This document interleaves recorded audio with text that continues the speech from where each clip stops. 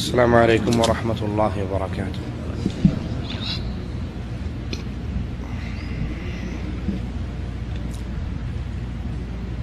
ان الحمد للہ نحمده ونصلی علی رسولہ الکریم۔ اعوذ باللہ من الشیطان الرجیم۔ بسم اللہ الرحمن الرحیم۔ قل هو اللہ احد اللہ الصمد لم یلد ولم یولد ولم یکن له کفوا احد۔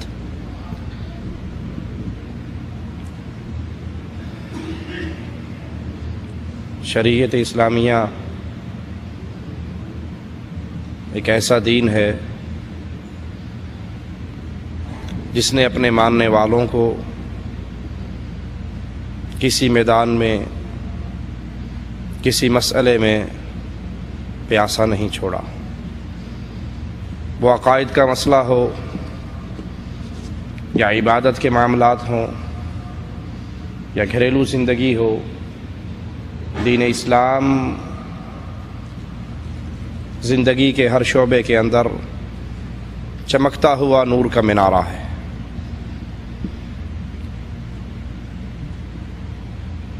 انسان کے گھر میں ہوتی ہے، اس ولادت کے مسئلے پر شریعت ہمیں ابتدا سے لے کر تمام احکامات مسائل بیان کرتی ہے۔ اللہ سے دعا ہے اللہ ہمیں شریعت اسلامیہ کے ہر مسئلے پر عمل کی توفیق عطا فرمائے۔ جب بچہ پیدا ہو تو شریعت یہ تعلیم دیتی ہے کہ اس کی خوشخبری دی جائے۔ یہ اللہ کی نعمت ہے، اللہ کی نعمت ہے۔ اللہ کی اس نعمت پر خوش ہونا چاہیے۔ جب یہ نعمت اللہ کی ہے تو یہ مانگنی بھی اللہ سے ہی چاہیے، اس کا سوال بھی اللہ سے ہی کرنا چاہیے، اور جب اللہ یہ عطا فرما دے پھر شکر بھی اس اللہ کا کرنا چاہیے۔ افسوس کتنے ہی وہ لوگ ہیں جو اللہ کی اس نعمت کو جو خالص اللہ کے اختیار میں ہے، اللہ کو چھوڑ کر ان سے مانگتے ہیں جن کی اپنے اختیار میں اپنی زندگی اور موت پہ نہیں تھی۔ کوئی عقیدہ رکھتا ہے فلاں بابا بچہ دیتا ہے، کوئی عقیدہ رکھتا ہے فلاں بابا بچہ دیتا ہے، کسی کا عقیدہ ہے کہ سلطان باہو کی قبر پہ اگی ہوئی بیری کے نیچے جا کے چادر بچھا دو، اگر بیر گر گیا تو بیٹا ہو جائے گا، پتا گر گیا تو بیٹی ہو جائے گی۔ ہم نے کہا چادر بچھانے والے ٹہنا بھی ٹوٹ کے گر سکتا ہے، پھر کیا ہوگا؟ اولاد صرف اللہ کے اختیار میں ہے۔ یَهَبُ لِمَن یَشَاءُ إِنَاثًا، جس کو چاہتا ہے بیٹیاں دے دیتا ہے، جس کو چاہتا ہے بیٹے دے دیتا ہے۔ وَيَجْعَلُ مَن يَشَاءُ عَقِيمًا، جس کو چاہتا ہے بانجھ کر دے دیتا ہے، جس کو چاہتا ہے دے کر پھر چھین لیتا ہے۔ اس پر کسی کا اختیار نہیں ہے، یہ خالص اللہ کی نعمت ہے۔ تو اس کی پیدائش پر اللہ کا شکر ادا کیجئے، اور جس کے گھر میں یہ فرزند، یہ بچی پیدا ہوئی ہے، اس کو خوشخبری دیجئے۔ بچے کی پیدائش کے بارے میں اگر والد کو اطلاع نہیں مل سکی تو جس قریبی کو اطلاع ملی ہے اسے چاہیے کہ وہ اس کے باپ کو خوشخبری دے، مبارکباد پیش کرے، اس کی عمر کی دعا کرے، اس کے نیک ہونے کی دعا کرے۔ اس خوشخبری سے کئی فوائد حاصل ہوتے ہیں۔ سب سے پہلے آپس میں صلہ رحمی کے جذبات پیدا ہوتے ہیں، تعلقات مضبوط ہوتے ہیں، معاشرے میں ایک دوسرے سے پیار اور لگاؤ بڑھتا ہے، الفت اور عقیدت کے جذبات جنم لیتے ہیں۔ اور یہ خوشخبری دینا، آئیے قرآن حکیم کی اس آیت کو سنتے ہیں اور اس پہ غور کرتے ہیں۔ وَامْرَأَتُهُ قَائِمَةٌ فَضَحِكَتْ فَبَشَّرْنَاهَا بِإِسْحَاقَ وَمِنْ وَرَاءِ إِسْحَاقَ يَعْقُوبَ۔ ابراہیم علیہ السلام کی زوجہ محترمہ قریب ہی کھڑی تھی، وہ مسکرائیں تو ہم نے انہیں اسحاق بیٹے کی پیدائش کی خوشخبری سنائی، اور اسحاق کی پشت سے پھر یعقوب کے آنے کی بھی خوشخبری سنائی۔ اگر گھر میں اولاد پیدا ہو تو اس کی خوشخبری دیجئے، اللہ کی اس نعمت پہ شکر ادا کیجئے۔ مالک حضرت زکریا علیہ السلام کے بارے میں فرماتا ہے فَنَادَتْهُ الْمَلَائِكَةُ وَهُوَ قَائِمٌ يُصَلِّي فِي الْمِحْرَابِ أَنَّ اللَّهَ يُبَشِّرُكَ بِيَحْيَىٰ۔ زکریا علیہ السلام نے جب اللہ سے اولاد کا سوال کیا، یہ آیت سمجھانے کے لیے کافی ہے۔ زکریا علیہ السلام اولاد کا سوال اپنے اللہ سے کر رہے ہیں۔ جب وہ اپنے رب سے مانگ رہے ہیں تو مجھے اور آپ کو کس سے مانگنا چاہیے؟ جب اللہ کے بندے، اللہ کے انبیاء، اللہ کے پیارے اس مسائل میں اللہ کے دروازے کو بجاتے ہیں، ہم مردوں کی ڈھیریوں پہ گر کے کیا پالیں گے؟ اولاد دینے والا اللہ ہے۔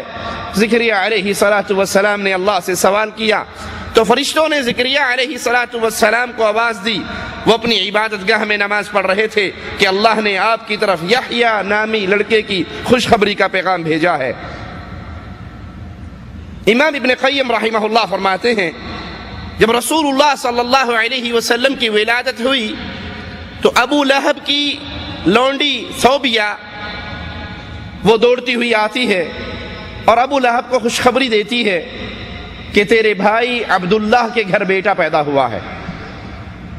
ابو لہب بھتیجے کے پیدا ہونے پر، محمد بن عبداللہ کے پیدا ہونے پر اتنا خوش ہوتا ہے کہ خوشخبری لانے والی لونڈی ثوبیہ کو آزاد کر دیتا ہے۔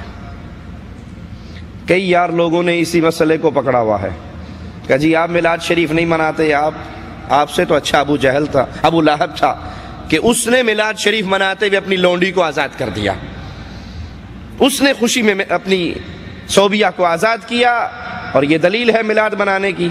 ہم کہتے ہیں ابو لہب کی دلیل تمہیں مبارک ہو، ابو بکر کی دلیل ہے تو ہمیں بھی دے دو۔ ہم مذہب ابو لہب پر نہیں ہیں، ہم مذہب محمد الرسول اللہ صلی اللہ علیہ وسلم۔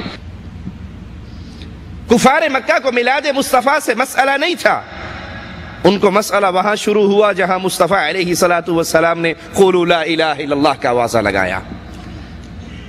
تو اگر کسی کو اطلاع ہو کسی کے گھر بچہ پیدا ہونے کی، وہ اس کو خوشخبری سنائے۔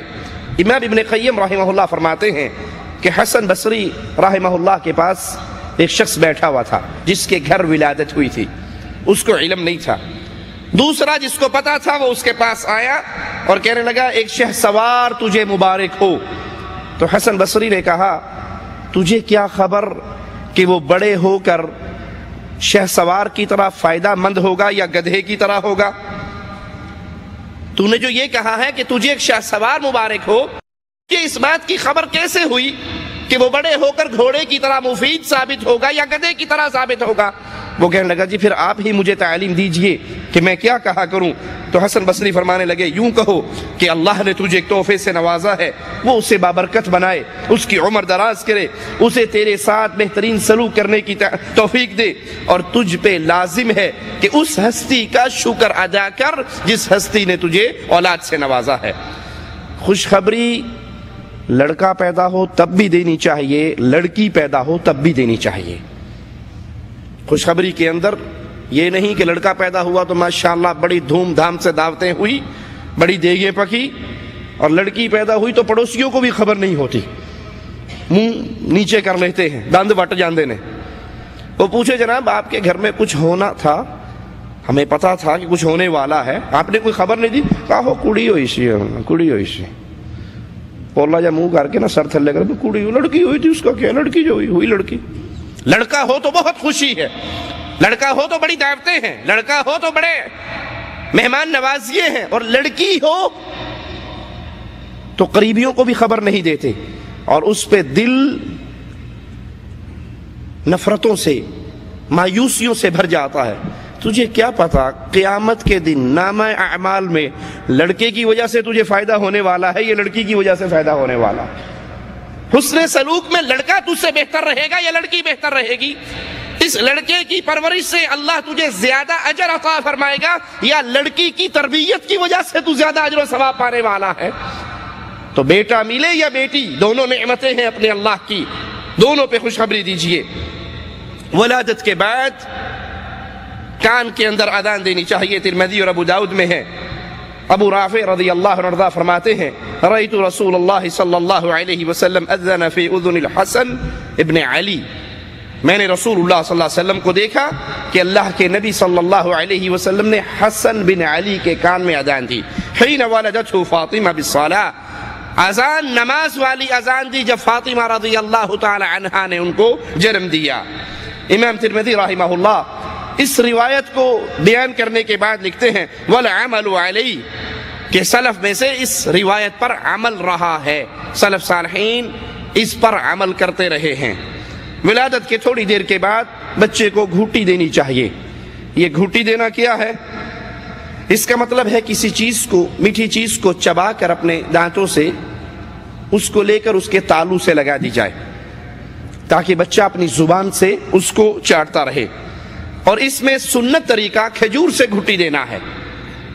حکمت اور فائدے کیا ہے کہ جب بچے کے تالو سے کھجور لگی ہوئی ہوگی، میٹھی چیز لگی ہوئی ہوگی، وہ بار بار اپنی زبان ہلائے گا، اسے چاٹے گا تو اس کے عضلات مضبوط ہوں گے، ماں کا دودھ چوسنے میں اس کے لیے آسانی ہوگی۔ شریعت اسلامیہ کے کوئی حکم، شریعت اسلامیہ کا کوئی مسئلہ حکمتوں سے خالی نہیں ہے۔ یہ الگ بات ہے انسان کی ذہنی صلاحیت اس حکمت کی تلاش میں وہاں تک پہنچ سکے یا نہ پہنچ سکے۔ گھوٹی کون دے؟ افضل یہی ہے کہ نیک شخص، پرہیزگار، نمازی، متقی، اس سے بچے کو گھوٹی دلوائی جائے۔ فائدہ کیا ہوگا؟ نیک بندہ جب اس کو گھوٹی دے گا تو اس کے لیے دعا بھی کرے گا، اور نیک بندے کی دعا قبول کر کے اللہ اس کو بھی نیک بنا دے گا۔ صحیح بخاری میں ہے، سیدنا ابو موسیٰ رضی اللہ عنہ فرماتے ہیں ولد لي غلام فأتيت به النبي صلى الله عليه وسلم فسماه إبراهيم فحنكه بتمرة ودعا له بالبركة ودفعه إلي۔ اللہ نے مجھے ایک بیٹا دیا، میں اس کو لے کر نبی کریم صلی اللہ علیہ وسلم کے پاس آیا، آپ نے اس کا نام ابراہیم رکھا اور اپنے دست مبارک سے اسے گھوٹی دی، یعنی کھجور کو آپ نے اپنے منہ مبارک میں چبا کر پھر وہ اس کے تالو سے لگا دی اور اس کے لیے برکت کی دعا کی، اور میرا بیٹا مجھے واپس لوٹا دیا۔ تو نیک آدمی سے یہ عمل کروانے کا فائدہ کیا ہے؟ اس نیک آدمی کی دعائیں آپ کو ملیں گی۔ صحیح بخاری میں ہے، سیدنا ابو طلحہ رضی اللہ عنہ کا بیٹا، چھوٹا بیٹا بیمار تھا، وہ کسی کام سے گئے ہوئے واپس جب گھر آئے، اپنی بیگم سے پوچھتے ہیں میرا بیٹا کس حال میں ہے؟ بیٹا فوت ہو چکا ہے، اور وہ کہتی پہلے سے بہت زیادہ پرسکون ہے، آپ بیٹھیے میں آپ کے سامنے کھانا رکھتی ہوں۔ ان کے لیے کھانے کا انتظام کیا، انہوں نے کھانا کھایا، کھانا کھانے کے بعد حق زوجیت ادا کیا، میاں بیوی نے ہم بستری کی۔ جب یہاں سے فارغ ہو گئے پھر ان کی بیوی کہنے لگی یہ اللہ کی دی ہوئی امانت تھی، اللہ نے واپس لے لی ہے، اٹھیے اپنے بیٹے کو دفن کر دیجئے۔ کو ساڑھے ورگے دی بڈھی ہوندی، گیٹ میں داخل ہوتے ہی پکڑ لیتے، تجھے باہر کے کام نہیں ختم ہوتے، بچہ بیمار پڑا ہے، کسی کے بچے کو زکام ہو جائے، کھانسی ہو جائے اور آدمی کسی کام سے باہر چلا جائے تو بیوییں پورا گھر آسمان پہ اٹھا لیتی ہیں، آپ کو باہر کے کام پڑے رہتے ہیں، بچوں کا نہیں پتا، فلانے کا نہیں پتا۔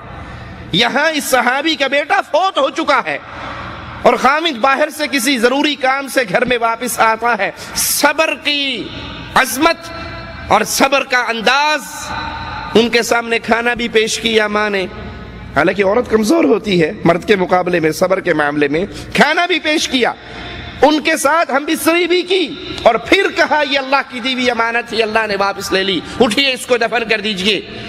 یہ اٹھے اور رسول اللہ صلی اللہ علیہ وسلم کے پاس صبح کو پہنچے، یا رسول اللہ صلی اللہ علیہ وسلم میری زوجہ نے رات میرے ساتھ یہ ماجرا کیا ہے۔ اللہ کے حبیب علیہ الصلوۃ والسلام نے پوچھا کیا تم دونوں نے آپس میں تعلق کیا ہے، زوجیت والا معاملہ کیا ہے؟ کہنے لگے ہاں اللہ کے نبی صلی اللہ علیہ وسلم ہم نے یہ معاملہ کیا۔ آپ نے اللہ سے دعا کی اللہ ان کے رات کے ملنے میں برکت عطا فرما دے، ان کو نعم البدل عطا فرما دے۔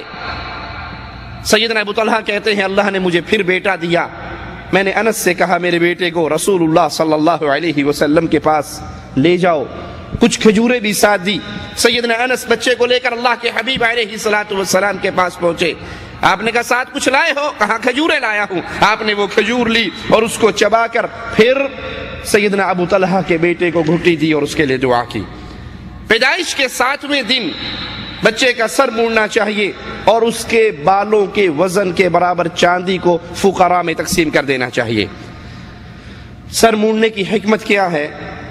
2 چیزیں سامنے آتی ہیں۔ پہلی بات صحت کی بحالی، بچے کے سر کے بال صاف کرنے سے اس کے سر کے مسام کھل جاتے ہیں، وہ صحت مند ہوتا ہے، صحت کی بحالی ہوتی ہے۔ اور دوسری بات غریبوں کی مدد،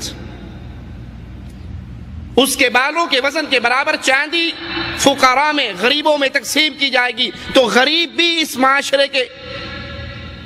معاشرے کے حصہ ہیں اور آپ کی خوشی کے اندر وہ بھی شریک ہو جائیں گے۔ جب ان کے منہ میں لقمہ جائے گا تو ان کے منہ سے آپ کے لیے، آپ کی اولاد کے لیے دعائیں نکلے گی، آپ اس میں پیار اور محبت کی فضا قائم ہوگی۔ ترمذی میں ہے، سیدنا علی فرماتے ہیں کہ رسول اللہ صلی اللہ علیہ وسلم نے سیدنا حسن کی طرف سے ایک بکری کا عقیقہ کیا اور فرمایا اے فاطمہ رضی اللہ تعالی عنہا، اس کا سر مونڈ دو، اس کے بالوں کے ہم وزن چاندی فقیروں میں تقسیم کر دو، صدقہ کر دو۔ انہوں نے بالوں کا وزن کیا، 1 درہم یا اس سے کچھ تھوڑا وزن ہوا اور وہ چاندی فقراء میں بانٹ دی گئی۔ دوسری روایت میں ہے، سیدنا علی فرماتے ہیں کہ رسول اللہ صلی اللہ علیہ وسلم نے میرے دونوں بیٹے حسن اور حسین کی پیدائش کے 7ویں دن ان کے سر مونڈنے کا حکم دیا، ان کے سر مونڈ دیے گئے، پھر آپ نے ان کے بالوں کے وزن کے برابر چاندی فقراء کے اندر بانٹ دی اور تقسیم کر دی۔ بال کاٹتے ہوئے ایک عمل سے رسول اللہ صلی اللہ علیہ وسلم نے منع فرمایا، واللہ المستعان، جو آج وہ بیماری عام ہو چکی مسلمان معاشرے کے اندر، وہ بیماری عام ہو گئی جس بیماری سے اللہ کے نبی علیہ الصلوۃ والسلام نے منع فرمایا۔ اور وہ کیا ہے؟ صحیح بخاری میں ابن عمر رضی اللہ عنہما سے روایت ہے، فرماتے ہیں ان رسول اللہ صلی اللہ علیہ وسلم نہا عن القزع، اللہ کے نبی نے قزع سے منع کیا، اور یہ کیا ہے؟ سر کے کچھ حصے کے بال مونڈ دینا، کچھ کے چھوڑ دینا۔ اس سے اللہ کے حبیب علیہ الصلوۃ والسلام نے منع کیا اور یہ عمل حرام ہے۔ اس کی 4 قسمیں ہیں۔ نمبر 1، سر کے مختلف حصوں سے بال کاٹ دیے جائیں، تھوڑے سے یہاں سے کاٹ دیے، تھوڑے سے یہاں سے کاٹ دیے، تھوڑے سے یہاں سے کاٹ دیے، سر کے مختلف حصوں سے بال کاٹ دیے۔ نمبر 2، درمیان میں سے سر مونڈ دیا اور باہر سے جھالر رہنے دی۔ کچھ لوگوں کو آپ نے دیکھا ہوگا جن کے سائیڈ کے سارے بال، اندر سے بال صاف کیے ہوئے ہیں، یہ حرام ہے، اللہ کے نبی علیہ السلام نے۔ 3، اطراف سے بال مونڈ دینا اور درمیان میں چھوڑ دینا۔ ہمارے ہاں کیا کہتے ہیں جس کو؟ کٹورا کٹنگ۔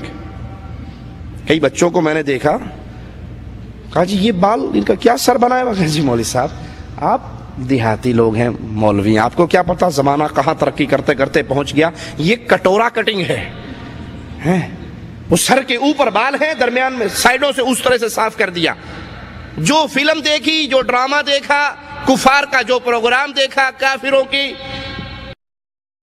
کام کرنے والے کفار کو دیکھا اور انہی کے پیچھے دوڑ پڑے۔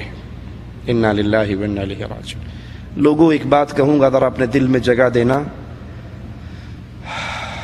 کفار کی یہ فلمیں دیکھنے کے گناہ اپنی جگہ پر جتنے بھی ہیں، ایک بہت بڑا نقصان ہمارا امت اسلامیہ کا کیا ہوا؟ ڈش انٹینے کے ذریعے، فلموں کے ذریعے ایک بہت بڑا نقصان، شاید اکثریت کو اس کی خبر نہ ہو۔ وہ نقصان یہ ہے کہ مسلمان کے دل میں کافر کے خلاف جو نفرت تھی وہ ختم ہو گئی۔ آپ نے دیکھا نہیں ہے مسلمان بچوں کو، وہ نماز پڑھنے آئیں گے، انہوں نے کھیل کے کپڑے پہنے ہوئے ہوں گے اور پیچھے کفار کھلاڑیوں کا نام لکھا ہوا ہوگا، رونالڈو، فلاں، ٹنڈولکر۔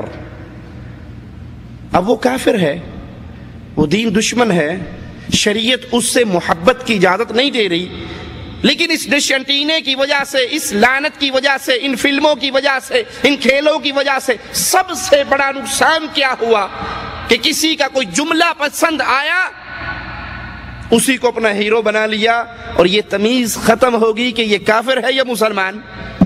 جس سے نفرت کرنے کی شریعت نے تعلیم دی تھی، آج اس کی تصویریں میرے گھر میں سجی ہوئی ہیں، اس کی تصویریں میری گاڑی میں سجی ہوئی ہیں، اس کی آوازیں میری گاڑی میں چلتے ہیں۔ اور وہ نفرت والا معاملہ ختم ہو کر وہاں پیار اور محبت اور قائد اور ہیرو بنا لیا گیا ہے۔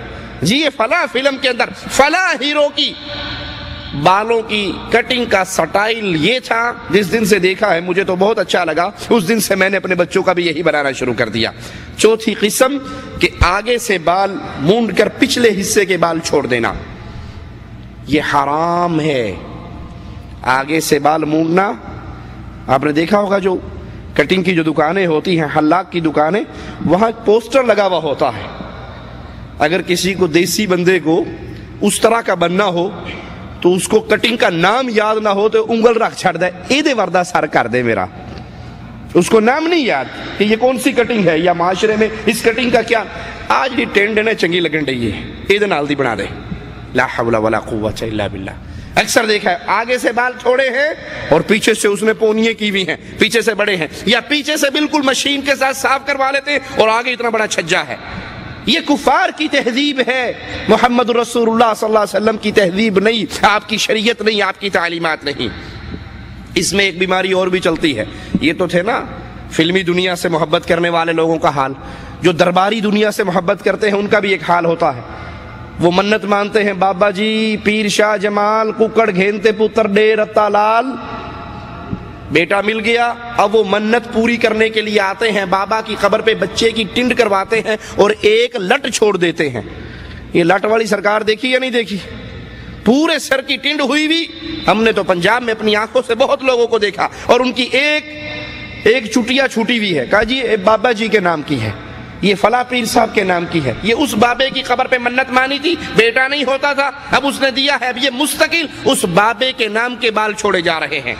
علامہ ابن قیم رحمہ اللہ فرماتے ہیں کہ اس عمل سے روکنا شریعت اسلامیہ کے عدل و انصاف پر مبنی ہونے کا ثبوت ہے۔ شریعت انسان کو اپنے ساتھ بھی انصاف کرنے کا حکم دیتی ہے۔ سر کے کچھ حصے کو مونڈ دینا اور کچھ حصے پر بال چھوڑ دینا، یہ سر کے ساتھ ظلم اور زیادتی ہے کہ کچھ حصہ ننگا رہے گا، کچھ حصے پر بال رہیں گے، جیسا کہ رسول اللہ صلی اللہ علیہ وسلم نے اس بات سے منع فرمایا کہ جب تم دھوپ میں بیٹھو تو آدھا جسم آپ کا دھوپ میں رہے اور آدھا جسم آپ کا چھاؤں میں رہے۔ اس سے اللہ کے رسول نے صلی اللہ علیہ وسلم منع فرمایا۔ کیوں؟ جسم کے ساتھ ظلم ہے، آدھا چھاؤں میں ہے، آدھا دھوپ میں ہے۔ اسی طرح اللہ کے حبیب علیہ السلام نے ایک جوتی میں چلنے سے منع فرمایا، دوسرے پاؤں کے ساتھ زیادتی ہے، یا تو دونوں پاؤں میں جوتیاں پہنو یا دونوں جوتیوں کو اتار دو، ایک جوتی پہن کر چلنے سے منع فرمایا، آدھے دھوپ اور آدھے چھاؤں میں لیٹنے سے منع فرمایا۔ اسی طرح آدھے سر کے بالوں کو مونڈنے اور آدھے بالوں کو چھوڑنے سے اللہ کے حبیب علیہ السلام نے منع فرمایا۔ اور پھر سر کے کچھ حصے پہ بالوں کا ہونا، کچھ پہ نہ ہونا، یہ بدصورتی کی علامت ہے، یہ خوبصورتی کی علامت نہیں۔ آپ اس کو کٹورا کٹنگ کہیں، آپ اس کو فوجی کٹنگ کہیں، آپ اس کو جو مرضی نام دے لیں، حقیقت میں یہ بدصورتی ہے کہ سر کے اوپر کچھ حصے پر بال ہے اور سارے سر کے مونڈ کے ایک لٹ آپ نے پیر صاحب کے نام کی چھوڑی ہوئی ہے۔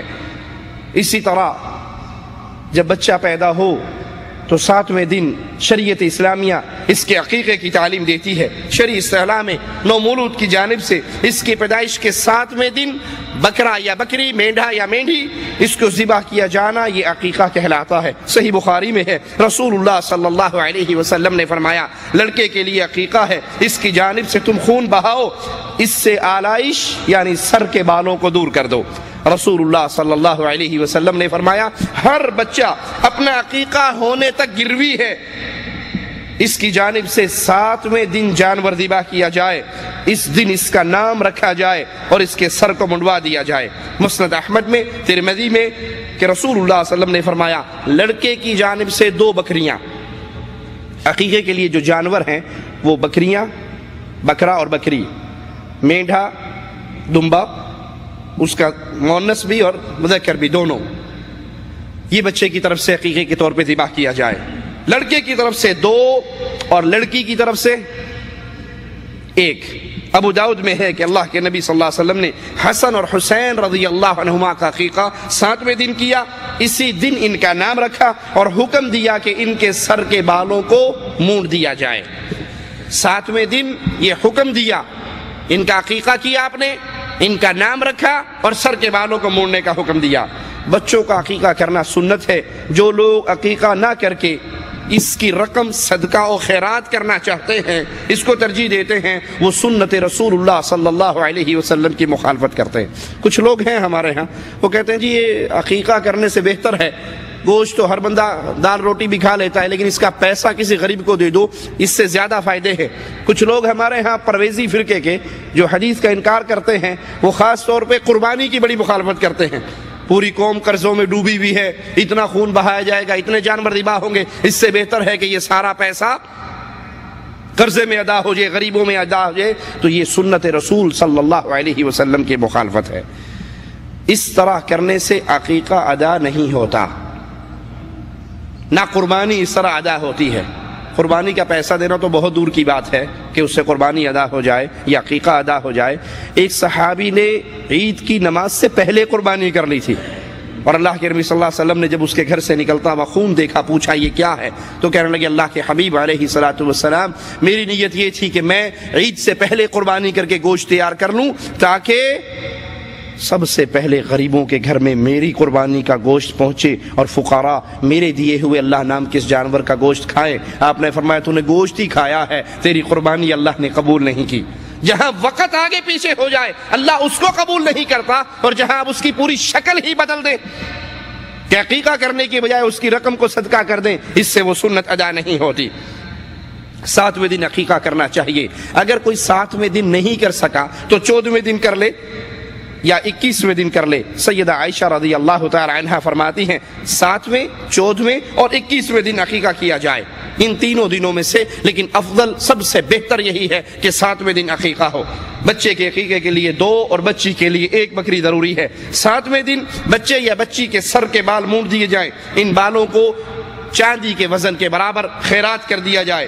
عقیقے کا گوشت خود بھی کھائے، اپنے دوستوں کو بھی کھلائیں، رشتہ داروں کو بھی کھلائیں۔ اس کے دونوں طریقے درست ہیں کہ آپ پکا کر کھلائیں یا گوشت ہی بانٹ دیں، دونوں طریقے درست ہیں۔ لوگوں میں یہ مشہور ہے کہ جو عقیقے کا جانور ہے اس کی ہڈیاں نہیں توڑنی چاہیے، بلکہ ہڈی کو جوڑ سے الگ کرنا چاہیے، تو یہ درست نہیں ہے، بلکہ عقیقے کے گوشت سے فائدہ اٹھاتے ہوئے اگر کوئی ہڈی ٹوٹتی ہے تو اس میں کوئی حرج نہیں ہے۔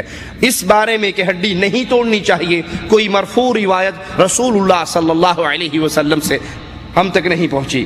کچھ لوگ عقیقہ کرنے کا ایک اور انداز بھی اپناتے ہیں، جیسے قربانی کرتے ہوئے گائے لے لیتے ہیں نا، اور اس میں 7 حصے ہو جاتے ہیں، تو وہ 2-3 بچے ان کا عقیقہ ہونا تھا تو ایک بڑی گائے لی اور اس میں حصے لگا دیے۔ تو عقیقہ اس سے مراد حصہ نہیں ہے، بلکہ اس سے مراد جان ہے۔ لڑکا ہو تو 2 جانیں، لڑکی ہو تو 1 جان۔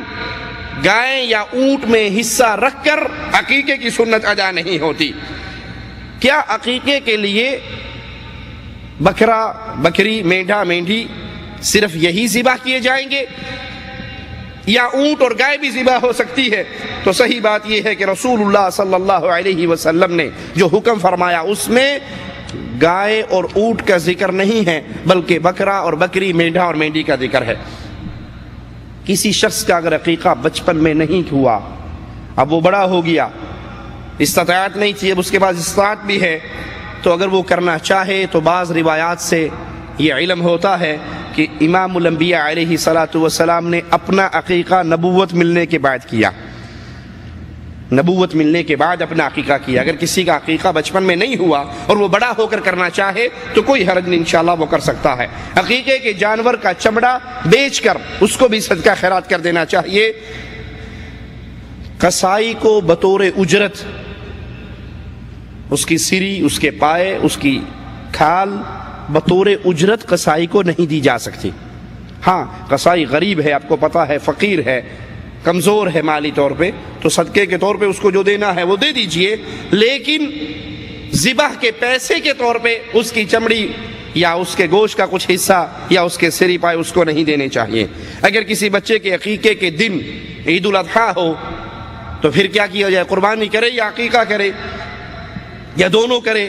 تو افضل یہی ہے اگر استطاعت ہے تو دونوں کرے، اور اگر استطاعت نہیں ہے تو پھر صرف عقیقہ کرے، انشاءاللہ وہ عقیقہ بھی ہو جائے گا اور قربانی بھی ہو جائے گی۔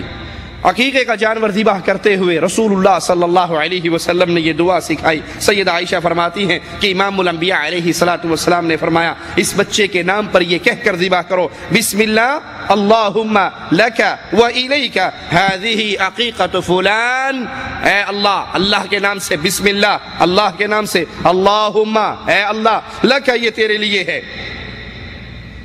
تیری طرف ہے، یہ فلاں کا عقیقہ ہے، یہاں فلاں کی جگہ پہ اس کا نام لیا جائے۔ اور اگر دل میں عقیقے کی نیت رکھ کے ذبح کرتے ہوئے صرف اتنا ہی کہہ دے بسم اللہ اللہ اکبر تو یہ بھی درست ہے۔ 7ویں دن، بچے کی پیدائش کے 7ویں دن کے جو احکامات ہیں اس میں عقیقہ کرنا، بال اتارنا، نام رکھنا، لڑکے کی ختنہ کروانا، یہ 4 کام شریعت نے ہمیں اس کی تعلیم دی ہے۔ ختنہ لغت میں اس زائد چمڑی کو کہتے ہیں جو مرد کے عضو تناسل کے اوپر ہوتی ہے۔ اس زائد چمڑی کو کاٹ دینے سے نظافت، پاکیزگی کا اہتمام ہوتا ہے، کیونکہ اس کے اندر پیشاب یا منی کے کچھ قطرے رہتے ہیں جس سے گندگی اور بدبو پیدا ہوتی ہے، اور سائنس کے طور پر، میڈیکل طور پر اس وجہ سے عضو تناسل کے کینسر کا بھی خطرہ ہوتا ہے۔ جن کی ختنہ ہوئی ہوئی اور جن کی نہیں ہوئی ہوئی، اگر عضو تناسل کے کینسر کے آپ کیسز کو دیکھو گے تو زیادہ کیس ان میں ملیں گے جن میں ختنہ نہیں ہوئی ہوئی۔ پھر اپنی بات دہراؤں گا، شریعت اسلامیہ کے ہر مسئلے میں حکمت کے سمندر پنہا ہیں۔ میری اور آپ کی عقل وہاں تک پہنچے تو پہنچے، نہ پہنچے تو نہ پہنچے، لیکن شریعت کا ہر عمل، شریعت کا ہر حکم حکمت کے پیغام لے کر آیا۔ لیکن یہاں پر ایک بات یاد رکھیے، کچھ لوگ ختنہ کو مسلمانی سمجھتے ہیں کہ ختنہ ہو گئی تو مسلمان، ختنہ نہیں ہوئی تو مسلمان نہیں ہے۔ ایسا ماجرا نہیں ہے۔ یہ اسلام اور کفر کے درمیان دیوار نہیں ہے، یہ اسلام اور کفر کے درمیان پہچان نہیں۔ ہاں، یہ ان مسلمان اور کافروں کے درمیان پہچان ضرور ہے جو مسلمان ہونے کے بعد بھی ویسے ہی رہتے ہیں۔ یہ کلمہ پڑھ کے بے نماز ہے اور وہ تو ویسے ہی کافر ہے، نہ یہ رمضان کے روزے رکھتا ہے، نہ یہ نماز پڑھتا ہے، نہ یہ قرآن پڑھتا ہے، نہ یہ ذکر کرتا ہے، نہ اللہ کو یاد کرتا ہے، نہ حج کرتا ہے، بالکل اس کی زندگی ویسی ہے جیسے کفار کی زندگی ہے۔ واقعی ان دونوں میں پہچان اسی طریقے سے ہو سکتی ہے کہ اے مسلمان ہے کیوں انہیں ختنہ کروائی، اے کافر ہے کیوں انہیں ختنہ نہیں کروائی، وگرنہ یہ مسلمان کی پہچان ایسی نہیں ہے کہ اس سے پہچانا جائے۔ مسلمان تو اپنے عقیدوں سے، مسلمان تو اپنے اعمال سے پہچانا جاتا ہے۔ اچھا، ایک ماجرا اور یاد رکھیے، ہمارے ہاں اکثر لوگ الحمدللہ اسلام میں داخل ہوتے ہیں، آج بھی ایک بھائی اسلام میں داخل ہوئے، اللہ ان کو استقامت عطا فرمائے۔ تو کچھ لوگوں کے ذہن میں یہ ہوتا ہے کلمہ پڑھتے ہی سب سے پہلا کام یہی ہونا چاہیے۔ وہ ادھر اس نے کلمہ پڑھا، ادھر گاڑی میں ڈالا اور سیدھا ہسپتال۔ ابھی اس بیچارے کے دل میں اسلام کو اترنے دیجئے، دل میں ایمان کو پختہ ہونے دیجئے۔ یہ کوئی اتنا بڑا مسئلہ نہیں ہے کہ یہ کفر اور اسلام ہے، سنت ہے۔ شیخ دکتور محمد العریفی حفظہ اللہ اپنی تقریر میں بیان کرتے ہیں ریاض کا واقعہ۔ کچھ فلپینی مسلمان ہو گئے، فلپینی مسلمان ہوئے، انہوں نے فوراً ان کو کلمہ پڑھاتے ہی گاڑی میں ڈالا اور لے کے بھاگ لیے گاڑی ہسپتال کی طرف۔ ہسپتال پہنچے تو وہاں ایک فلپینی اسی ہاسپٹل میں، جو ابھی تک مسلمان نہیں ہوا تھا، کافر تھا، وہاں پر وہ کام کر رہا۔ تو اس نے اپنی زبان میں ان سے پوچھا تم کہاں آئے ہو؟ کہا پتہ نہیں، ہم مسلمان ہوئے ہیں، یہ مولوی ہمیں گاڑی میں ڈال کے بھاگ لیے۔ کہا تمہیں پتہ ہی تمہارے ساتھ کیا ہونے والا ہے؟ کہا یہ وہ کاٹنے والے ہیں۔ انہوں نے کہا استغفر اللہ، ہمیں اسلام کی بھی ضرورت نہیں، ہم ایسے اسلام کو قبول نہیں کرتے۔ وہ جب آفس میں کلام ہوا تو جو متوا اس کو لے کر گیا تھا، اس نے کہا کس بات پہ جھگڑا ہو رہا ہے؟ اس نے کہا یہ اسلام نہیں لینا چاہ رہے۔ کہا یہ تو کلمہ پڑھ چکے ہیں، اگر اب یہ اسلام سے نکلیں گے تو منڈی کاٹ دیں گے، مرتد ہو جائیں گے نا۔ کلمہ پڑھ کے جو اسلام سے نکلے تو مرتد ہو گئے، مرتد کی سزا قتل ہے۔ کہا عجیب دین ہے تمہارا، اگر دین سے نکلتے ہیں تو منڈی کاٹتے ہو، دین میں آتے ہیں تو وہاں سے کاٹ دیتے ہو، یہ کیا دین ہے؟ تو یہ ایسا بنیادی مسئلہ نہیں ہے کہ کلمہ پڑھتے سب سے پہلا کام یہی ہونا چاہیے۔ نہیں پیارے بھائی، اس کو اسلام کی دعوت دیجئے، اسلام میں اس کو داخل ہونے دیجئے، اس کو نمازیں پڑھنے دیجئے، اس کے دل میں ایمان کی حلاوت اترنے دیجئے۔ یہ ختنہ سنت ہے، اس کو کفر اور اسلام نہ بنائیے کہ کلمہ پڑھتے سب سے پہلے اس غریب کے ساتھ یہی کام ہونا چاہیے، پہلے اس کو اسلام سمجھنے دیجئے، قرآن پڑھنے دیجئے، قرآن پہ عمل کرنے دیجئے، اس کے دل کے اندر ایمان کی حلاوت کو اترنے دیجئے۔ ختنہ کرنا ابراہیم علیہ السلام ہے، بخاری و مسلم میں ہے۔ سیدنا ابو ہریرہ رضی اللہ عنہ فرماتے ہیں کہ رسول اللہ صلی اللہ علیہ وسلم نے فرمایا ابراہیم علیہ السلام نے 80 سال کی عمر میں اللہ کے حکم سے اپنا ختنہ کیا۔ کتنی عمر میں؟ 80 سال کی عمر میں ابراہیم علیہ السلام نے اللہ کے حکم سے ختنہ کیا۔ اللہ تعالیٰ نے محمد کریم صلی اللہ علیہ وسلم کو بھی سنت ابراہیم، ملت ابراہیم پر چلنے کا حکم دیا ہے۔ ثم اوحینا الیک ان اتبع ملت ابراہیم حنیفا، پھر ہم نے وحی نازل کی کہ آپ ملت ابراہیم کی پیروی کیجئے جو سب سے کٹ کر اللہ کے لیے ہوگے۔ اسی لیے اللہ کے رسول نے اپنی امت کو اس عمل کا حکم عطا فرمایا۔ بخاری و مسلم میں ہے، رسول اللہ صلی اللہ علیہ وسلم نے فرمایا 5 باتیں انسانی فطرت میں ہیں، یہ انسان کی فطرت ہے۔ کیا؟ ختنہ کروانا، زیر ناف بال صاف کرنا، مونڈنا، مونچھیں کتروانا، ناخن تراشنا، بغل کے بال اکھاڑنا، یہ 5 کام انسانی فطرت میں ہیں۔ ختنہ کس عمر میں کروایا جائے؟ بچے کی ختنہ کس دن ہونی چاہیے، کس عمر میں ہونی چاہیے؟ صحیح بات یہ ہے اگر لڑکا صحت مند ہے، تندرست ہے، تو عقیقے کے دن ہی، 7ویں دن ہی اس کی ختنہ کر دینی چاہیے۔ سیدنا جابر رضی اللہ عنہ وارضاہ فرماتے ہیں کہ رسول اللہ صلی اللہ علیہ وسلم نے حسن حسین رضی اللہ عنہما کا عقیقہ اور ختنہ 7ویں دن ہی کیا۔ اور اگر بچہ بیمار ہے یا کمزور ہے تو صحت مند ہونے کے بعد بھی یہ کیا جا سکتا ہے۔ یہاں بیان فرماتے ہیں کہ اس کی تاخیر زیادہ نہیں ہونی چاہیے، 10 سال بعد علماء نے ذکر کیے ہیں کہ اس سے زیادہ نہیں جانے چاہیے۔ اس کا یہ مطلب نہیں کہ 10 سال تک انتظار ہی کرتے رہو، نہیں، یہ عمل جلدی سے جلدی ہونا چاہیے۔ اگر وہ صحت مند ہے تو عقیقے والے دن ہی یہ کام ہو جائے۔ ختنہ کے دن ہمارے یہاں ایک کام اور بھی ہوتا ہے، جس گھر میں ختنہ ہو وہاں پر پوری ولیمے کی طرح کی دعوتیں ہوتی ہیں، دیگیں پکتی ہیں، جشن ہوتے ہیں، خوشیاں منائی جاتی ہیں۔ یہ کسی حدیث سے ثابت نہیں ہے، یہ سنت محمد کریم صلی اللہ علیہ وسلم نہیں ہے، نہ شریعت اسلامیہ کا حکم ہے۔ جس دن جہاں پر ختنہ ہو وہاں پر کھانے، وہاں پر دعوتیں، وہاں پہ دیگیں، وہاں پہ مسلمانیوں کے نام پہ لوگ آ رہے ہیں، بچوں کو پیسے دے رہے ہیں، بچے سفید چادریں اوڑھ کے صحن کے اندر لیٹے ہوئے ہیں اور لوگ خوشیاں منا رہے ہیں اور دعوتیں کھا رہے ہیں۔ یہ طریقہ، یہ فضول خرچی کا راستہ ہے، اس کی تعلیم اسلام نے نہیں دی۔ ابو داؤد میں ہے،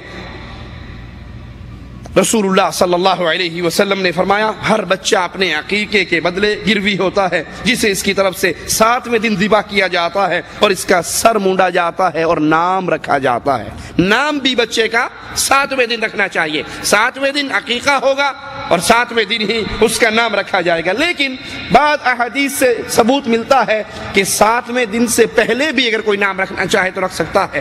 صحیح مسلم میں ہے، رسول اللہ صلی اللہ علیہ وسلم نے فرمایا ولد لی اللیلہ غلام، آج رات اللہ نے مجھے ایک بیٹا دیا، فسمیتہ باسم ابی ابراہیم، اللہ نے آج رات مجھے بیٹا دیا، اس کا نام میں نے اپنے دادا کے نام پر ابراہیم رکھا ہے رضی اللہ عنہ وارضاہ۔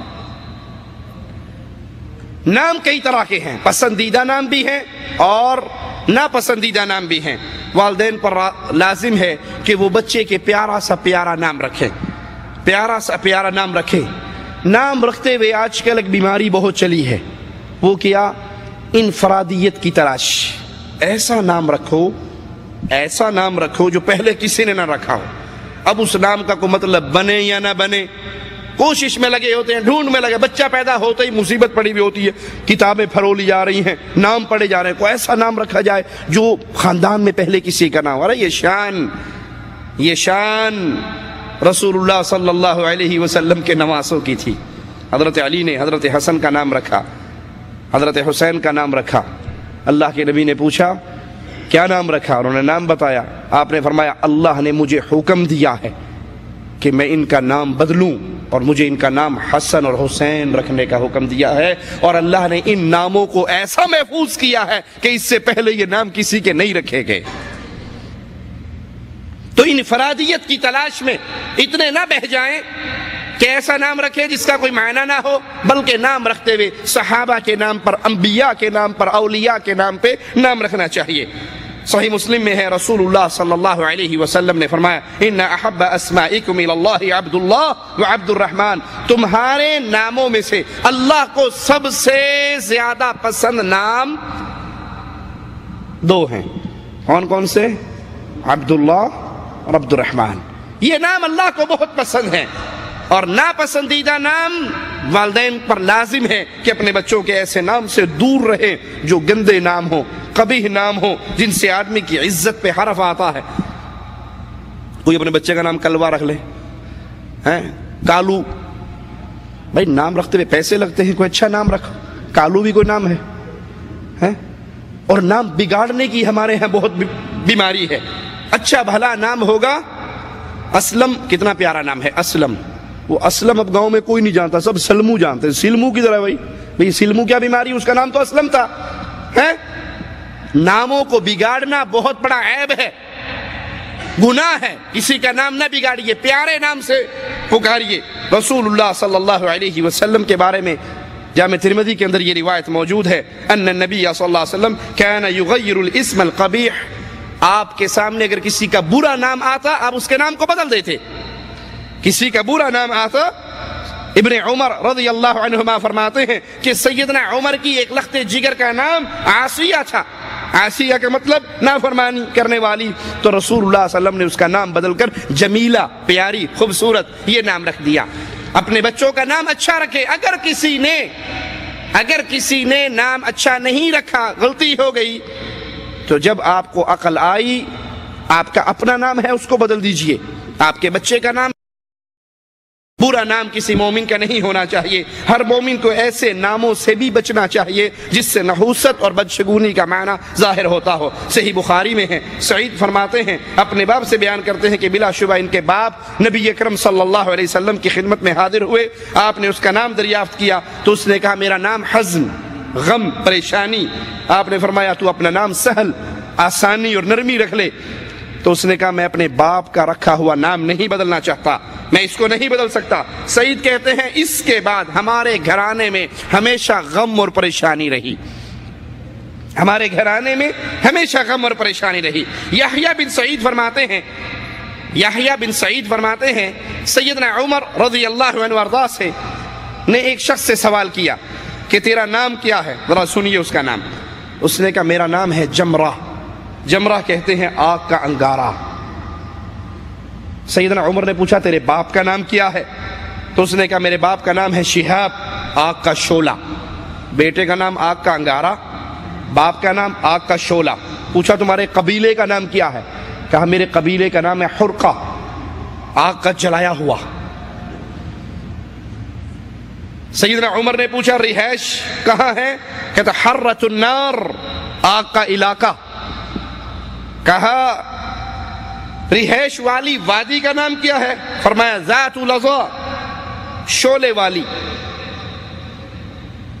آگ کا علاقہ، پھر اس کے اندر جو محلہ ہے ہماری وادی ہے اس کا نام ہے شعلے والی وادی۔ سیدنا عمر نے کہا جاؤ اپنے اہل و عیال کی فکر کرو، آگ نے انہیں جلا کر راکھ کر دیا ہے۔ راوی کہتے ہیں واقعی اس کا گھر بار اہل و عیال اس طرح سیدنا عمر نے بیان فرمایا تھا اسی طرح تباہ و برباد ہو گئے۔ نام رکھتے ہوئے کوئی اچھے نام نہیں ملتے۔ آپ کا نام شعلہ، باپ کا نام اپنا نام انگارہ، باپ کا نام شعلہ، رہتے ہو آگ کی وادی میں، شعلے والے محلے میں، تو کیا پھر آگ ہی لگے گی اور کیا ہوگا؟ سیدنا عمر نے کہا جاؤ اپنے گھر والوں کا خیال کرو، آگ نے ان کو جلا کر راکھ کر دیا۔ راوی کہتا ایسے ہی ہوا جیسے سیدنا عمر نے بیان کیا تھا، ان کا گھرانہ اہل و عیال تباہی اور بربادی کا شکار ہو گیا۔ مومن کو ان ناموں سے بھی گریز کرنا چاہیے جو اللہ تعالیٰ کی ذات کے ساتھ خاص ہیں، مثلا الاحد، الصمد، الخالق، الرزاق۔ یہ نام رکھنا مسلمان کو جائز نہیں ہے، لائق نہیں ہے۔ ہم نے اکثر دیکھا ہے کسی بھائی کا نام عبد الرزاق ہو تو اس کو عبد الرزاق کوئی نہیں کہتا، الرزاق ہی کہیں گے۔ یہ خاص اللہ کا نام ہے۔ اگر کسی کا نام عبداللہ ہے تو اسے اللہ کہو گے، جب نہیں کہو گے تو پھر الرزاق، الخالق، الصمد، الاحد یہ اللہ کے خاص نام ہیں۔ ہاں اس کے شروع میں عبد لگا لیا جائے، ان ناموں کے شروع میں عبد الخالق، عبد الصمد، عبد الاحد، عبد الرزاق تو پھر کوئی حرج نہیں ہے۔ ابو داؤد میں ہے، جب ہانی اپنی قوم کے ساتھ رسول اللہ صلی اللہ علیہ وسلم کی خدمت میں حاضر ہوئے تو آپ علیہ الصلوۃ والسلام نے سنا قوم ہانی کو ابو الحکم کے نام سے پکارتی ہے۔ آپ نے انہیں بلا کر پوچھا تم نے اپنی یہ کنیت کیوں رکھی؟ الحکم، انصاف کے ساتھ صحیح فیصلہ کرنے والا، سب کا حاکم، یہ تو اللہ ہے، تو نے اپنی یہ کنیت کیوں رکھی؟ تو وہ کہنے لگے اللہ کے رسول صلی اللہ علیہ وسلم، میری قوم آپس میں اگر کسی کا اختلاف ہو جاتا ہے تو میرے پاس آتی ہے، اور میرے پاس آنے پر میں ان کے درمیان فیصلہ کر دیتا ہوں، دونوں فریق میرا فیصلہ سن کے آپس میں راضی ہو جاتے ہیں، اس لیے میری کنیت ابو الحکم مشہور ہوگی۔ آپ نے کہا فیصلہ کرنے والا معاملہ تو اچھا ہے، بہت اچھی بات ہے، بہترین کام ہے، لیکن تمہاری یہ کنیت مناسب نہیں۔ پھر آپ نے پوچھا تمہاری کتنی اولاد ہے؟ انہوں نے کہا میرے 3 بیٹے ہیں، شریح، مسلم اور عبداللہ۔ آپ نے کہا بڑے بیٹے کا نام کیا ہے؟ اس نے کہا میرے بڑے بیٹے کا نام شریح ہے، تو آپ نے اس کی نسبت سے ابو شریح ان کی کنیت رکھ دی۔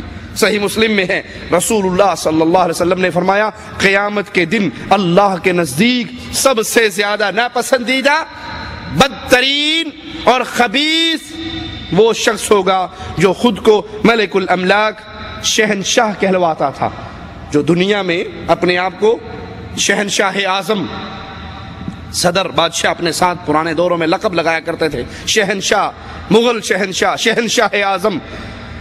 اللہ کے نبی نے فرمایا قیامت کے دن سب سے زیادہ خبیث، بدترین، اللہ کے نزدیک ناپسندیدہ ترین شخص وہ ہوگا جس نے اپنا نام بادشاہوں کا بادشاہ یا شہنشاہ رکھا۔ ہمارے اکثر گفتگو کے اندر یہ جملہ بول رہے ہیں، اگر کوئی بندہ کسی کی پرواہ نہیں کرتا کہتے آپ تو شہنشاہ بندے ہو، آپ کا کیا کہنا، آپ تو شہنشاہ بندے ہو، یہ جملہ حرام ہے۔ شہنشاہ، شاہوں کا شاہ، بادشاہوں کا بادشاہ وہ صرف ایک اللہ ہے، باقی سب اس کے در کے بنگتے سوالی اور فقیر ہیں۔ ہر انسان کے لیے ضروری ہے کہ وہ ایسے ناموں سے بھی پرہیز کرے جن میں خوشحالی اور برکت کا مفہوم ہو۔ ایسے ناموں کو رکھنے میں قباحت کیا ہے کہ جب ایسے نام والے کے بارے میں کوئی سوال کرے، پوچھے کیا تمہارے گھر میں وہ شخص ہے، اور اتفاقاً وہ شخص موجود نہ ہو تو جواب دیا جائے گا کہ نہیں۔ جیسے کہ پوچھا جائے یسار کسی کا نام ہو، یسار کا مطلب کیا ہے؟ آسانی۔ کوئی پوچھے کہ یسار گھر پہ ہے یعنی آسانی گھر پہ ہے، تو آگے سے وہ گھر والے جواب دیں کہ آسانی نہیں ہے، تو اس کا کیا مطلب نکلا کہ گھر والے سارے مصیبت میں پھنسے ہوئے ہیں۔ تو ایسا نام جس سے برکت اور آسانی کا مفہوم خوشحالی کا نکلتا ہو وہ نام نہیں رکھنے چاہیے۔ مثلا کون سے نام؟ افلح، کامیاب، نافع، نفع والا، رباح، فائدے والا، نجیح، کامیابی والا، ایسے نام انسان کو نہیں رکھنے چاہیے۔ صحیح مسلم میں ہے رسول اللہ صلی اللہ علیہ وسلم نے فرمایا احب الکلام الی اللہ اربع، اللہ کو 4 جملے بہت پسند ہیں، 4 کلمات بہت پسند ہیں۔ وہ کون سے؟ سبحان اللہ، والحمد للہ، ولا الہ الا اللہ، واللہ اکبر۔ یہ 4 جملے اللہ کو بہت زیادہ پسند ہیں۔ ان جملوں کے ساتھ کسی کام کی ابتدا کرو گے تو کبھی تم نقصان میں نہیں رہو گے۔ جب بھی کسی کام اچھی بات سنیں اس جملوں کو عادت بنائیں، اچھی بات سنیں کہ سبحان اللہ، الحمدللہ، اللہ اکبر، لا الہ الا اللہ۔ یہ جملے اتنے پیارے ہیں اور نبی علیہ الصلوۃ والسلام گارنٹی دے رہے تم ان جملوں میں سے کسی جملے کے ساتھ آغاز جب کرو گے تو کبھی تم نقصان میں نہیں رہو گے۔ اور آپ کا حکم ہے لا تسمین غلامک یسارا ولا رباحا ولا نجیحا ولا افلح، تم اپنے بیٹے کا نام یسار، رباح، نجیح اور افلح نہ رکھو۔ کیوں؟ کیونکہ اگر تمہیں کسی وقت ایسے نام کے بارے میں کرنا پڑے کہ فلاں شخص مثلا افلح، کامیاب، یہاں موجود ہے اور وہ وہاں موجود نہ ہو تو جواب ملے گا کہ یہاں موجود نہیں ہے، افلا گھر میں موجود نہیں ہے، یعنی گھر میں کامیاب شخص موجود نہیں ہے، تو اس کا الٹ معنی کیا نکلا کہ گھر میں جتنے لوگ موجود ہیں وہ سارے ناکام ہیں۔ ایک شخص آ کر پوچھتا ہے کہ کامیاب گھر پہ ہے، تو جی کامیاب تو گھر پہ نہیں ہے، اس کا کیا مطلب گھر میں جتنے بیٹھے ہیں سب ناکام ہیں؟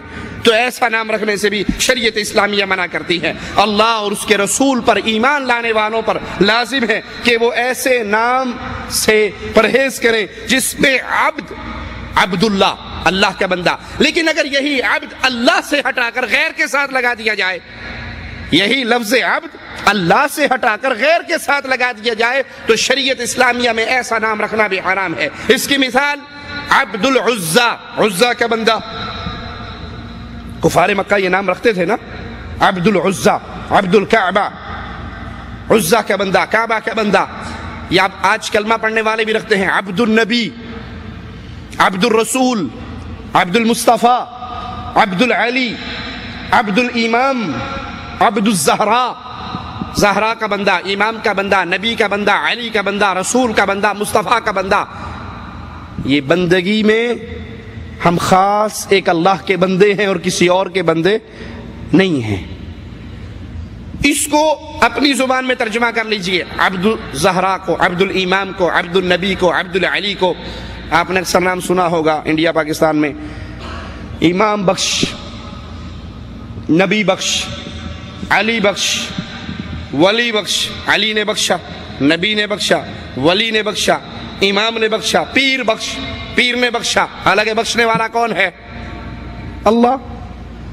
اور سادہ زبان پہ آ جائیے، خاص طور پہ پنجاب والوں کے لیے، پیر دتا. بچوں کا نام پیر دتا.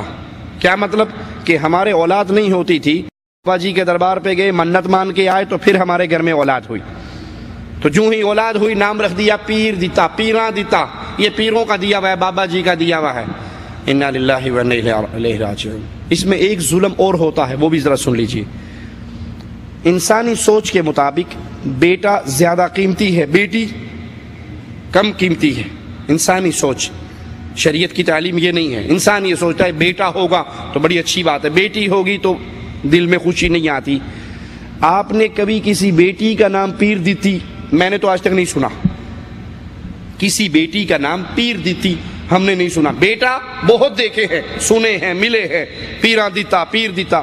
تو بیٹی کا نام پیر دیتی کیوں نہیں رکھتے؟ کمزور ذات ہے نا، کم درجے کی ہے. بیٹی کا نام کیا رکھتے ہیں؟ اللہ دیتے، اللہ وسائی، اللہ رکھی، اللہ بخشی.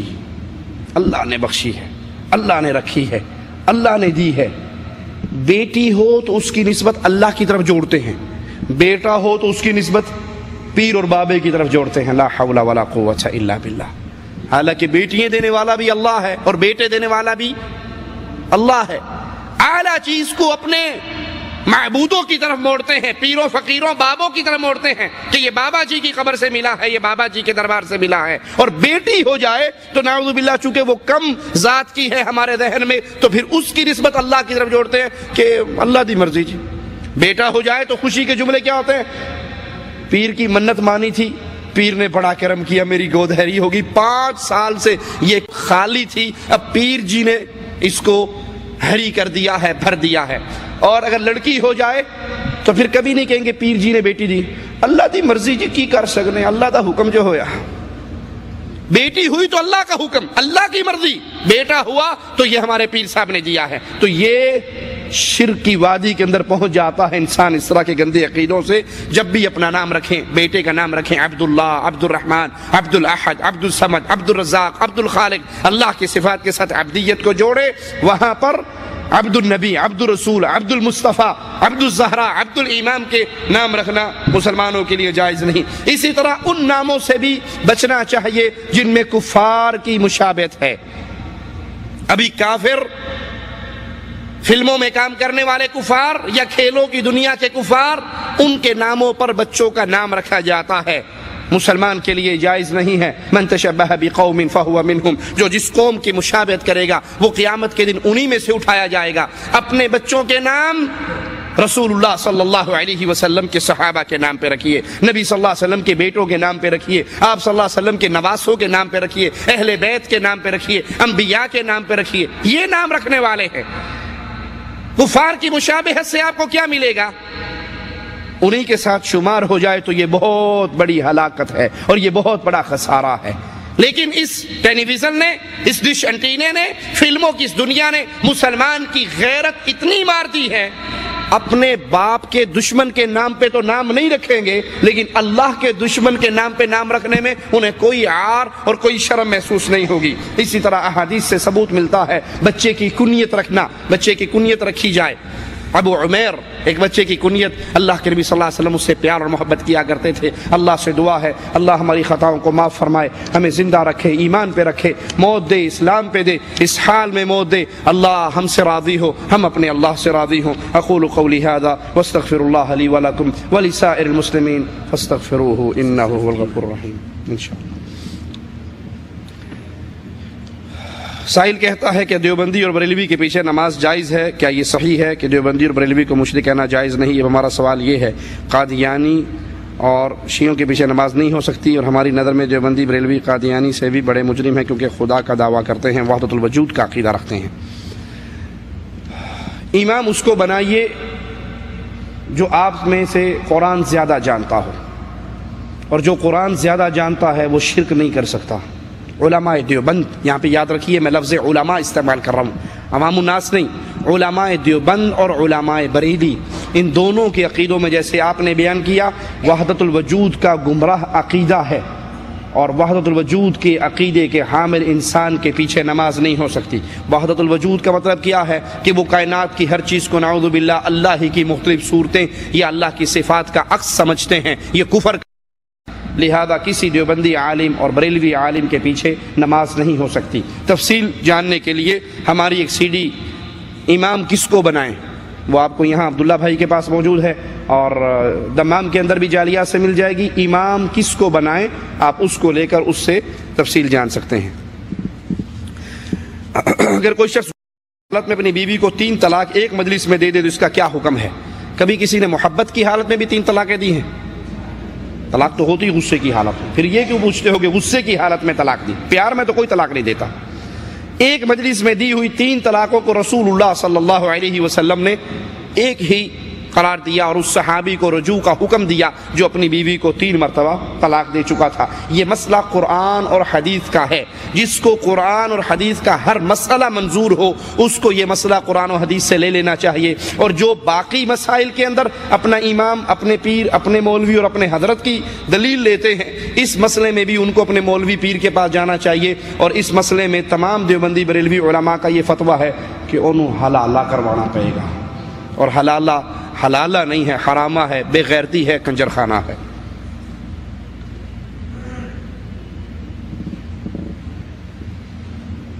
عبد الرسول، عبد النبی جیسے نام رکھنا جائز ہیں یا نہیں؟ یہ بیان ہو چکا، عبد الرسول اور عبد النبی، عبد الامام، عبد الزہرا، یہ نام مسلمان کے لیے جائز نہیں ہے۔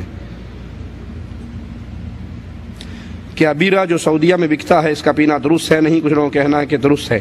ہاں جی، اس پہ لکھا ہوا ہے نان الکوہل، تو اس میں الکوہل نہیں ہے، تو جس میں الکوہل نہیں اسے پی سکتے ہیں۔ ختنہ کرنے کے وقت کہیں کہیں نماز ادا کرتے ہیں، انا للہ و انا الیہ راجعون، ہمارے علم میں کسی حدیث سے ثابت نہیں ہے۔ بغل کے بال تراشنا جائز ہیں کہ نہیں؟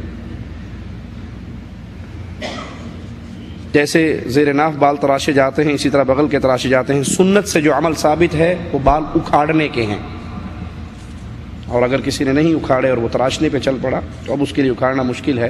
یہ ابتدا کی تعلیم ہے بچپنے کی، تو وہ تراش سکتا ہے، واللہ عالم۔ تبلیغی جماعت جو اس وقت اپنا کام کر رہی ہے، اس میں 3 دن یا 40 دن اللہ کی راہ میں نکلنے کو کہتے ہیں، کہ یہ طریقہ سنت کے طریقہ ہے؟ اس کام کو لوگ دین کا حصہ مانتے ہیں۔ تبلیغی جماعت کا خروج، نکلنا، آنا جانا، چلت پھرت کسی حدیث سے ثابت نہیں ہے۔ اللہ کے نبی صلی اللہ علیہ وسلم نے کبھی اپنے صحابہ کو، مدینے والوں کو، مکہ والوں کو، طائف والوں کو دائیں بائیں نہیں بھیجا، بلکہ جس کو جہاں بھیجا اس کو مستقل بھیجا۔ لیکن یہ چلت پھرت چھوٹا معاملہ ہے، بڑا معاملہ یہ ہے کہ وہ جس کتاب کو لے کر گھوم رہے ہیں، فضائل اعمال، فضائل صدقات، وہ شرکیات اور بدعات سے بھری ہوئی ہے۔ اور بھری بھی کیوں نہ ہو کہ تمہید میں، فضائل اعمال کی تمہید ابتدائیے میں مولانا ذکریہ صاحب لکھتے ہیں کہ میں دماغی طور پہ اپسیٹ تھا، مریض تھا، ڈاکٹر حکم دیا، میں نے کہا ویلا تے پھرنڈے ہیں، کوئی کام ہی کر لواں، تو ان فارغ دنوں میں میں نے یہ کتابیں لکھی ہیں۔ اب اپنی عقل سے خود سوچ لو، جو بندہ مینٹل کیس ہو، دماغی طور پہ، خود لکھتے ہیں میں دماغی طور پہ بیمار تھا، ڈاکٹروں نے مجھے آرام کا مشورہ دیا، جو بندہ دماغی طور پہ اپسیٹ ہے جب وہ کتابیں لکھے گا تو کیسی لکھے گا؟ لہذا ان کتابوں میں شرکیات، بدعات، خرافات بھری ہوئی ہیں۔ جو بھائی اس کی تفصیل جاننا چاہے وہ ہماری فضائل اعمال کی حقیقت ایک CD ہے، وہ لے کر سن سکتا ہے۔ کیا بیٹے کی خواہش کے لیے دوسری شادی کی جا سکتی ہے؟ دوسری شادی ویسے بھی کی جا سکتی ہے، بیٹے کی خواہش ہو یا نہ ہو، بیوی کی خواہش ہو تب بھی دوسری شادی ہو سکتی ہے۔ باقی بیٹا اللہ اس میں سے چاہے دے دے، اگر اس میں سے بیٹیاں ہیں، آپ اس خواہش پہ دوسری شادی کر رہے ہو کہ دوسری شادی کروں گا ہو سکتا ہے بیٹا ہو جائے، تو ہو سکتا ہے وہاں بھی ساری بیٹیاں ہوں، تو سنت سمجھ کے شادی کرو نا۔ بیٹے کے چکر میں کیوں کان کو ادھر سے کیوں پکڑتے ہو؟ وہ صرف بیگم کو لپو لگانے کے لیے کہ دیکھو میری بیٹیاں ہیں، ہو سکتا ہے دوسری کروں تو مجھے بیٹا مل جائے، تجھ سے نہیں مل رہا ہے۔ جس اللہ نے بیٹا دینا تجھے اس میں سے بھی دے سکتا ہے، دوسرے سے بھی دے سکتا ہے۔ اصل مقصد آپ کا شادی کرنا ہوتا ہے اور بیگم کو راضی کرنے کے لیے بیٹے کا بہانہ کرتے ہو۔ دوسری شادی کیجئے، تیسری شادی کیجئے، چوتھی شادی کیجئے، یہ سنت ہے، لیکن یاد رکھیے ان کے درمیان انصاف کرنا بہت ضروری ہے، اور اگر انصاف نہیں کیا جائے گا تو قیامت کے دن دو بیویوں والا جو انصاف نہیں کرتا تھا وہ ایسا اٹھایا جائے گا کہ اس کی ایک سائیڈ فالج زدہ ہوگی۔ انصاف سے مراد باریاں برابر دینا، ان کا خرچہ برابر دینا، یہ نہیں ایک بیوی کا سوٹ لائے تو کاٹن کا آپ 200 روپے کا لے آئے اور تیسری کا لائے تو آپ بڑی اعلیٰ قسم کا 700 روپے کا لائے، 500 روپے جو اس پہ زیادہ لگائے ہیں، 500 کے لتر آپ کو قیامت کے دن پڑیں گے۔ اس لیے نہ نفقے میں انصاف، باریوں میں انصاف، وقت میں انصاف، باقی دل کی محبت اس میں انصاف نہیں ہو سکتا۔ وہ تو ہمارے نبی نے بھی کہا تھا، اے اللہ میرا دل سیدہ عائشہ رضی اللہ تعالی عنہ کی طرف زیادہ کھنچتا ہے، جو جتنی خدمت کرے گی اتنا آپ کے دل میں اپنا مقام پالے گی، لیکن آپ سے جو ڈیمانڈ ہے اسلام کی، انصاف کی، وہ مال میں، وقت میں، باریوں میں، ظاہری اعمال میں انصاف کیجئے۔ اللہ سے دعا ہے اللہ ہمیں شریعت کے ہر معاملے پہ عمل کرنے کی توفیق عطا فرمائے۔ سبحانک اللہم و بحمدک، اشہد ان لا الہ الا انت، استغفرک۔